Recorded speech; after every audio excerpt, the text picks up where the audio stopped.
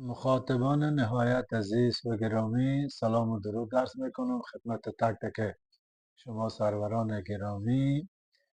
دومین برنامه آزمایشی خود ما را در ارتباط به موضوعات روز و ویژه تحول اخیر آغاز میکنیم. امیدوار هستم که مورد علاقه و دلچسبی شما قرار بگیرم. صحبت ما را از سخن عامر صاحب شهید آغاز میکنیم که میگه طالبان یگانه جریانی هستند که عناصر خود تخریبی را در درون خودشان به گونه بسیار بزرگ و کلان دارند. یعنی به این معنا که طالبا چنان عمل میکنند که همه دنیا و مردم افغانستان را دشمن خود میسازند. یعنی اینا دشمن خودشان را در درون خودشان دارند. شما نیاز ندارید، یعنی طالبان نیاز به دشمن بیرونی ندارند. دشمنشان رفتارشان است. مردم را میزنند، میکشند، زندانی میکنند و زنها را با از تمام عرصه های زندگی میکشند، اخراج میکنند و در چهار دیواری خانه زندانی میسازند. بنابراین اینا هم در داخل و هم در بیرون چنان عمل میکنند، چنان رفتار میکنند که خب دشمنانی را در برابر خودشان میسازند، قرار میدن. چنانچه ما به تازگی میبینیم که مجلس نمایندگان ایالات متحده امریکا من یا قطع کمک ها یا عدم دسترسی طالبا به کمک ها را به تصویب رساندن و در این لایحه تصویب شد که اطلاعات در مورد طالبان را با مخالفان طالبان، با مخالفان نظامی طالبان شریک بکنند. خود این یک تحول کلان است و نتیجهش همان و گفته عامر صاحب رفتارهای غیر عقلانی طالباست که خودشان را با دنیا مواجه ساختند. موضوع دیگری که بسیار مهم بود و در دو سه روز اخیر اتفاق افتاد، گوترش رئیس سازمان ملل متحد طالبان را احمق خواند و خود این کاربرد این واژه در طول حیات این سازمان بی سابقه است. یعنی شما نظیر چنین چیزی را، کاربرد چنین واژه‌ای را نمی بینید و این هم خودش میتواند به مشکلات طالبا اضافه بکنه.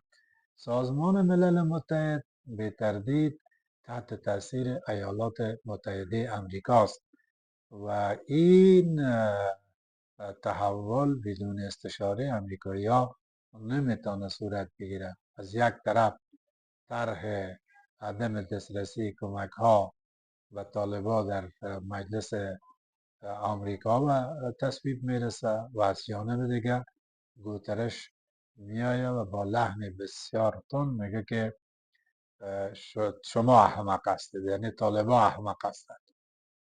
تحول دیگری که در همسایگی افغانستان اتفاق افتاده موضع‌گیری شهباز شریف است که شهباز شریف دولت یا رژیم طالبان را، اداره منحط طالبان را به کمکاری و بیکفایتی متهم میکنه و هشدار میده که اگر طالبا در مبارزه با تروریسم همکاری نکنند، طرحی را به کابینه دولت ارائه میکنه تا علیه تروریسم مبارزات جدی شود.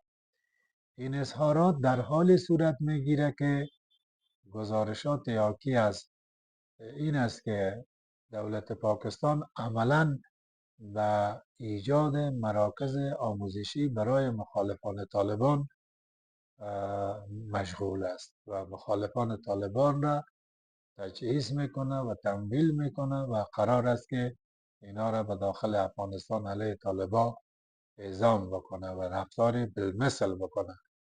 پاکستان در هفته گذشته به دلیل تلفات سنگینی که در مرز افغانستان داشت و شدت خشمگین است.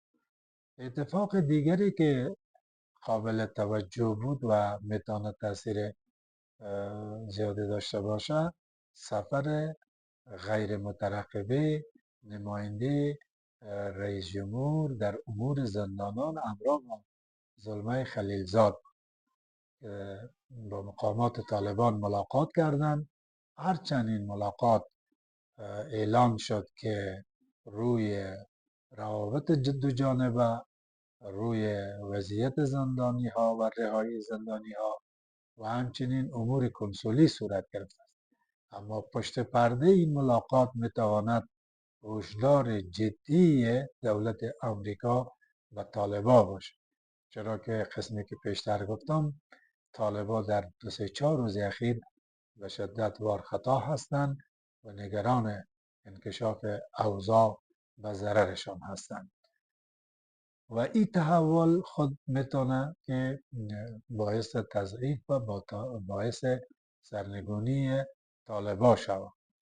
نکته دیگه که میتونه قابل توجه باشه، واکنش غیر دیپلماتیک و بی سابقه زلمه خلیلزاد است که در ارتباط به حکمتیار داشته و حکمتیار خطاب قرار داده که شما کسی هستید که در جریان دانشجویی بر روی دخترها تیزاب پاشیدید و شما ضد خانم هاستید، در حالی که خود خلیلزاد با حمایت و با آوردن طالبان بر سر اقتدار عملا در حق زنان افغانستان بزرگترین خیانت و جنایت را مرتکب شده.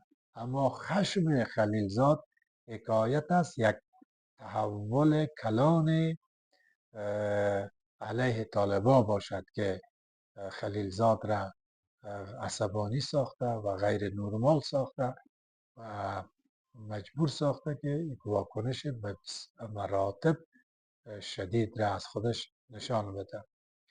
موضوع دیگری که قابل توجه هست در هفته‌های اخیر، به ویژه در یک هفته قبل، اظهارات یا اظهار نگرانی های روسیه است که از یک طرف دولت طالبان را به رسمیت شناخته و از جانب دیگر نگران است نسبت به اوضاع مرزهای خودش و نسبت به طالبان مشکوک است و فکر میکنه که طالبان چند پهلو عمل میکنن و پشت پرده نیروهای ضد دولتی، دولت‌های بر سر اقتدار آسیای میانه را حمایت میکنن، مراکز آموزشی در اختیارشان قرار داده. بنابراین اینا نگران هستند و روسا عملا از امرالله صالح حمایت میکنن، امکانات برش میدن و اطلاعات موثق وجود داره که فکر میکنم که فعلا به دنبال تقویت امرالله صالح هستند.